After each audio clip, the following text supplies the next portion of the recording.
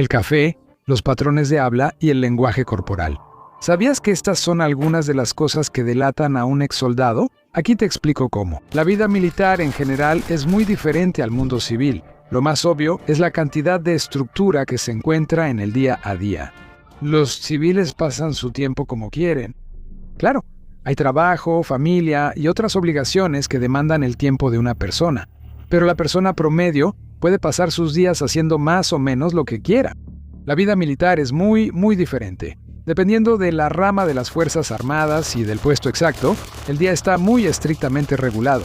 Hay tiempo libre, claro, pero es tiempo libre basado en la discreción de otra persona, y estás de guardia todo el día, todos los días. Tomar un permiso implica una montaña de papeleo, y cada acción es cuidadosamente monitoreada y estructurada para asegurar que todos estén donde se supone que deben estar en todo momento. Déjame plantearlo de esta manera. Si no te presentas a tu trabajo, en el peor de los casos, te despiden. En el ejército, si no te presentas, sufres la pérdida de rango, pérdida de sueldo y encarcelamiento.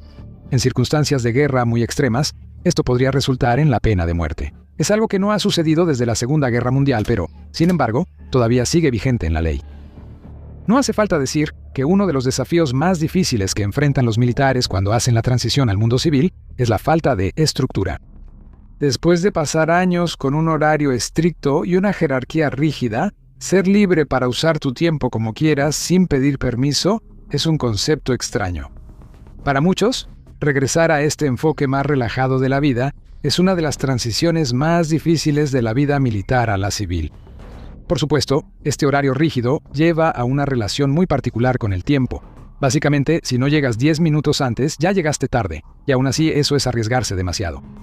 Incluso después de ser dados de baja, los exmilitares siguen llegando temprano a las citas hasta un cuarto de hora antes o incluso más, aunque no sea necesario hacerlo, lo cual, se podría decir, también es una pérdida de tiempo. Pero mucho en el ejército es apurarse para luego esperar, de todos modos, así que es lo de siempre. Y por supuesto, cuando llegan 15 minutos antes, lo dirán en horario militar. 3 p.m., creo que quieres decir las 15:00. Verás, el ejército usa un reloj de 24 horas, no el típico reloj de 12 horas que usan los civiles en Estados Unidos. Esto es para evitar ambigüedad y confusión entre las horas AM y PM. Usar un reloj de 24 horas se vuelve algo natural, y sigue siendo así incluso después de dejar el servicio. Y ni me hagas hablar de la hora Zulu. Algunas operaciones se llevan a cabo a lo largo de varios usos horarios, así que para asegurarse de que todos estén de acuerdo, usan la hora Zulu, que simplemente es la hora media de Greenwich. Pero algunos miembros del ejército la usan sin importar en qué uso horario estén realmente, incluso cuando no es necesario, lo que confunde prácticamente a todos.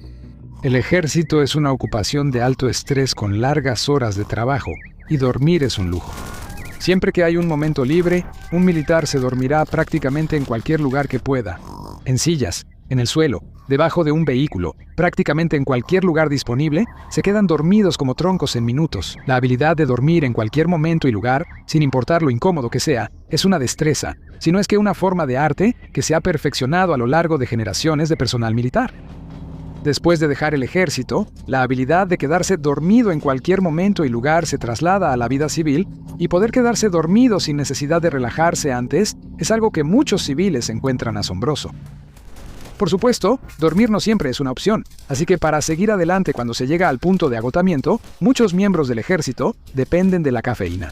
Ahora, no me refiero a una taza de café de vez en cuando. Estoy hablando de dosis heroicas de cafeína todos los días durante semanas, meses e incluso años seguidos. Para mantenerse alerta, el personal militar prácticamente viven de café, bebidas energéticas y polvos y suplementos pre-entrenamiento en cantidades que son casi tan peligrosas como el enemigo. Por ejemplo, la mayoría de los expertos médicos establecen el límite superior de consumo de cafeína en alrededor de 400 miligramos por día. Algunas bebidas energéticas contienen esta cantidad en una sola lata, y el personal militar consume muchas latas, además de café y suplementos pre-entrenamiento diariamente. El ejército sí desaconseja el consumo excesivo de cafeína, ya que puede causar nerviosismo, ansiedad y, en casos extremos, problemas cardíacos. Pero cuando hay deberes que cumplir, los soldados harán lo que sea necesario para mantenerse despiertos. No hace falta decir que la cafeína es altamente adictiva, así que incluso cuando ya no están en el ejército, el hábito de excederse con la droga más común del mundo es difícil de dejar. E incluso años o décadas después de dejar el servicio, muchos veteranos seguirán recurriendo al estimulante y consumiéndolo en dosis masivas. Y luego están los estimulantes más fuertes, como la efedra y lo que sea que le pongan al jacket, que, si se toma suficiente, hará que el usuario escuche los colores. Y por si te lo preguntas, no, esto no es contradictorio, y el personal militar siempre aprovechará cualquier oportunidad para dormir, sin importar cuánta cafeína o cualquier otra cosa tengan en las venas. Si hay un aspecto del ejército que incluso los civiles pueden entender, es la disciplina. Cada aspecto de sus vidas está altamente reglamentado, desde su postura, su vestimenta y la forma en que hablan. Después de ser dado de baja, esto se mantiene incluso cuando ya no es necesario. A esto se le llama gig line. Es la alineación de la costura de una camisa de uniforme con botones, la hebilla del cinturón y la costura de la bragueta del pantalón. Al presentarse para la inspección, esta parte del uniforme estará perfectamente alineada y en orden. Y si no lo está, bueno, los instructores militares suelen tener formas creativas de dejar claro el mensaje. Muchos exmilitares han reportado revisar la jig line de su ropa, y algunos incluso todavía lo hacen. Al encontrarse con civiles y ver una costura desalineada, les provoca un escalofrío involuntario, y muchos tienen que detenerse para no corregir a sus compañeros civiles. Las líneas de alineación tienden a mantenerse en su lugar más fácilmente cuando la persona se mantiene erguida con buena postura. Cabeza arriba, hombros hacia atrás, abdomen adentro, brazos rectos a los lados. Esta posición se vuelve automática, y cuando se ven obligados a estar de pie en un solo lugar durante un tiempo, muchos veteranos involuntariamente se colocan en posición de descanso.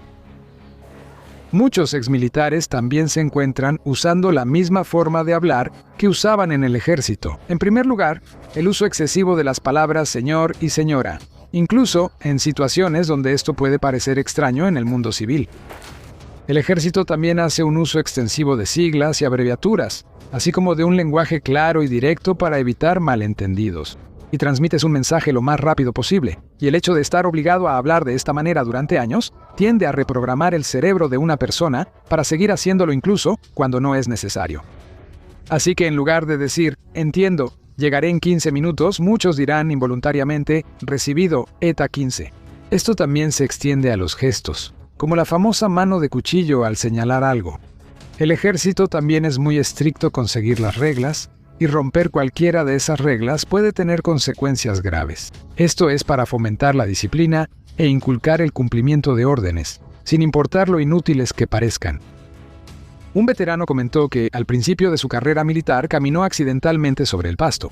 Desafortunadamente para él, había un letrero cerca que claramente decía «Prohibido pisar el pasto», y un sargento lo vio. Después de recibir una buena reprimenda, probablemente con muchos gestos de mano de cuchillo, pasó las siguientes 3 horas arrastrándose pecho a tierra de un lado a otro sobre el pasto con todo su equipo. No hace falta decir que todavía hoy es extremadamente cuidadoso con respecto a dónde camina. Aunque esto puede ser gracioso, y seamos honestos, es bastante gracioso, la estricta adhesión a las minucias puede ser molesta para los civiles a veces, y romper el hábito de hacer cumplir las reglas de manera extrema es algo difícil de superar. Hay algo más que los exmilitares adquieren mientras están en el servicio. Esa probablemente es la que más incomoda. La mayoría del personal militar no verá combate, pero sigue siendo un trabajo de alto estrés donde hay vidas en juego.